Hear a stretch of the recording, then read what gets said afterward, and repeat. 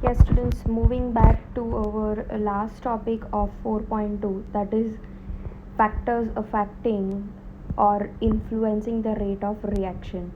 So, in the last lecture, we have seen the other factors like concentration of a reactant, order, that is order of reaction, and also we have seen the rate law. And today we are going to see about molecularity of a reaction, which is one of the factor which is influencing our rate of reaction.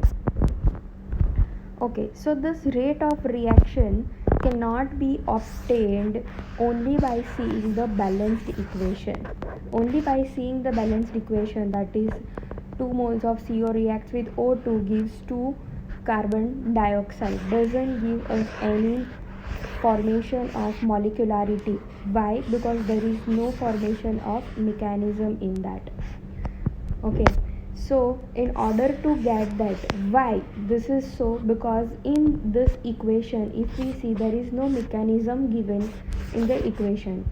Here this is one single equation which is there. This is just one single equation. Okay, when only one equation is there, that is only one step is involved, it is known as elementary reaction. Okay, only one step is involved, that CO combines with O2 to give CO2. So this is only one step reaction and it is known as elementary reaction. But there are various reactions in which more than one steps are involved. For example, here if we see the complex reaction, okay, complex reaction involves many steps. So here we are having one example which is involving 4 different steps. Okay, so the final reaction is this, that is when HBr, that is hydrogen bromine, reacts with O2 to give water and Br2. Okay, so this is an overall reaction, but this reaction involves 4 different steps. This reaction involves 4 different steps. Okay, so these are the 4 different steps. So each step is known as elementary reaction. When all the elementary reaction are combined, we get a total of that and we see the overall chemical reaction. Okay, so what does this chemical reaction take place? How does this chemical reaction take place? Okay, so let us see this. The number of reacting species such as molecules, atoms, ion of an elementary reaction. Okay, so every step, here we are seeing that there are various steps. So in each of the step, what it is happening, that is the reactant, it may be, as I told you, it may be either molecules, ions or atoms. So these are the reactant. Okay, so they will collide with each other, which collides with each other to bring about the chemical reaction. Okay, so here we see that all the 3 molecules or atoms or ion has collided to form the product by the chemical reaction. Okay, and this is known as molecularity of the reaction. So as you see over here, we were having 3 reactants, that is 3 atoms in the reactants, right? And finally we are getting 2 products, I mean 2 atoms or molecules which is obtained as product, right? So that depends upon which type of reactant we are using. Okay, it is not necessary that if we are using 3 reactants, I mean 3 molecules, then you will get a result of 3 products. Okay, it may be 3, it may be 4, it may be 2, right? And that particular amount of product that we are getting is nothing but what? Molecularity of the reaction. I'm repeating this again, that when the reactant will collide with each other, they are colliding with each other in a form with the help of chemical reaction and finally obtaining the product. Okay, so the product that which is obtained is known as molecularity of the reaction. Okay, so now this molecularity of the reaction can be determined with the help of mechanism of reaction.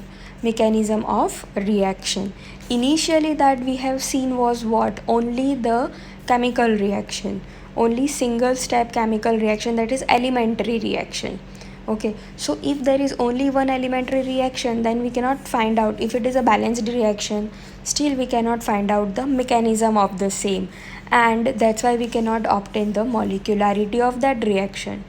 Okay, but when we are knowing the mechanism by various complex steps, by single steps also, then we can find out the molecularity of the reaction. Okay, so molecularity of a reaction can be taking place in different forms. Okay, unimolecular reaction. Unimolecular means if we are taking only one molecule as our reactant.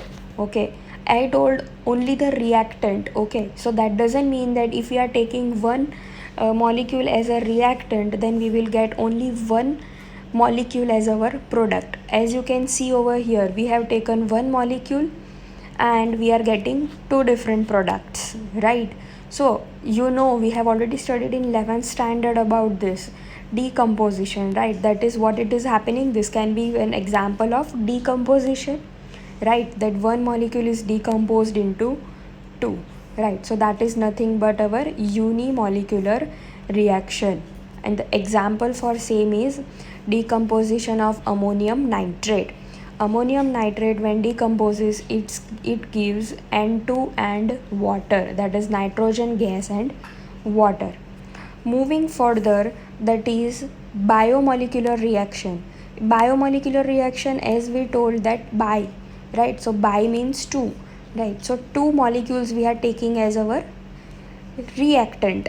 So when we are taking two molecules, it is not necessary that you will get two molecules as a product. Again, it can be three also, it can be one also. Okay, if it is one over here, then it would be what type of reaction? Composition, right? Two are combining with each other and getting one. But here I have taken example of two molecules is giving two other molecules. So the example for the same is nitrogen. Okay, so here we are taking one example of nitrogen dioxide. Nitrogen dioxide decomposes into nitrogen monoxide and oxygen. Nitrogen monoxide and oxygen. Moving further to the trimolecular reaction. So in tri, by the name itself it is clear that now we have to take three molecules as our reagent and we are obtaining only two as our product. You see here, right? So we are obtaining only two over here, right? So for example, we are taking over here nitrogen monoxide and oxygen. So now you will come to know that it is only two over here, but we have kept what? Two in front also. That means what? Two molecules of NO and one molecule of oxygen. So total it comes to three only, right? So that's why it can be considered as trimolecular reaction. So here we have seen the example. This is just opposite of this, right? Yes. So here you can see that two nitrogen monoxide combines with oxygen to form 2 nitrogen dioxide. Okay, so those are just a few of the examples of unimolecular reaction, bimolecular reaction and trimolecular reaction. So now a question will arise that why we have gone up to only 3 molecules? Why cannot we take 4 molecules as a reagent or a reactant? So this is one question, that why are the reaction involving more than 3 molecules are very rare. Okay, so trimolecular reaction is maximum. After that, if you are going for 4 molecules, we cannot say that it is not possible. It is possible, but it is very rare. So let us see now that why it is rare. This is just because of the collision theory. Okay, so till 3 we have seen. Now if you are adding one more, then what is the result? So according to the collision theory, when as the number of molecules increases in a system, as the number of molecule increases in the system, the possibility to collide all of them together at one time is very rare. Means what? As we have seen in the definition, what it was saying, that all the molecules collide with each other. If it is 2 reagent, 2 reactant, it will collide. If it is 3, it can collide. But if it is increasing, then it is not impossible but very rare that all the molecules will collide with one another together. Okay, so that is not very common, right? So here we can see, if it is 3, it is common, it is more possibility, and when we see 4 molecules or even above that, it is very rare, it is less possible according to the collision theory. Okay, so when this is not possible, at that time we can say the molecularity of the reaction cannot be more than 3.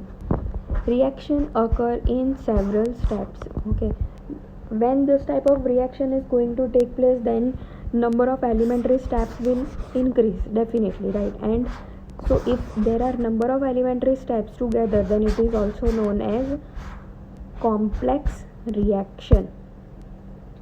Okay, so now molecularity of a reaction that takes place in a single step, molecularity of a reaction that takes place in a single step is equal to the total number of reagent molecules involved in the balanced chemical equation.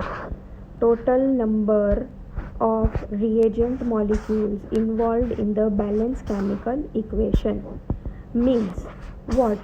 Again I am repeating, molecularity of a reaction that takes place in a single step, right? When we are taking only one elementary reaction, at that time the molecularity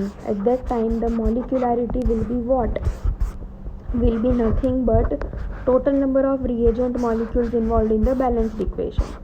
So here what you see, this is our reagent, or we can say reactant. Okay, so what is the total number of this? CO is how many moles? 2 moles. Oxygen is how much? 1 mole. It is giving 2 CO2.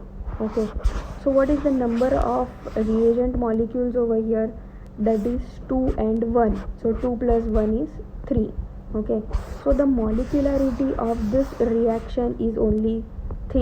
You cannot count 2 plus 1 plus 2. Why? Because molecularity is equal to what? Number of reactant molecules. So reactant, we know that it is on the left hand side only, so it is 2 plus 1, that is equal to 3. Okay, so now if we are taking this complex equation, as we have already seen this example, it is involving how many steps? It is involving 4 different steps. So in this 4 different steps, what will happen if we are taking this complex form? This is 4 plus 1, right? 4 plus 1. So total how many molecules are there as a reagent? There are 5 molecules. So the collision among 5 molecules is not possible. Okay, or we can say that it is very rare, but here it is just impossible, right? So that's why what it is happening, that's why it is involving different steps for the same, right? So when we are taking this as one step, then what will happen? Initially what it is happening, HBr, that is hydrogen bromide, is combining with oxygen. So in this, how many molecules are involved? 1 of this and 1 of this, so total is 2. Again over here if we see 1 of this and 1 of this, so total is 2. Third step again 1 and 1, so total is 2. Fourth step again 1 and 1, so total is 2, right? So if we are taking any example of complex reaction, at that time we can say, according to the steps, in each step the number of molecules which are combining, right, that is the number of reagent which is participating, that is the each step reaction. Here each step is involving how many molecules? 2 molecules. So this is bimolecular reaction at each stage. At each step, at each and every step, we are having 2 molecules. Okay, so when the reaction involves more than one step, the elementary reaction that can proceed no faster than any other step is known as the slowest step, right? So here it is not possible. I mean, we know the rate of reaction, right? So it is not like that all the step will take a similar time. Why? Because we can see over here, if two reagents are not same, so definitely time taken by them will be definitely not be the same one, right? So the slowest one will be our rate determining step. Right? So each and every step will have its particular time, okay, and the slowest step will be our rate determining step. For example, if we are taking the preparation of cake, right? So here we have prepared dough.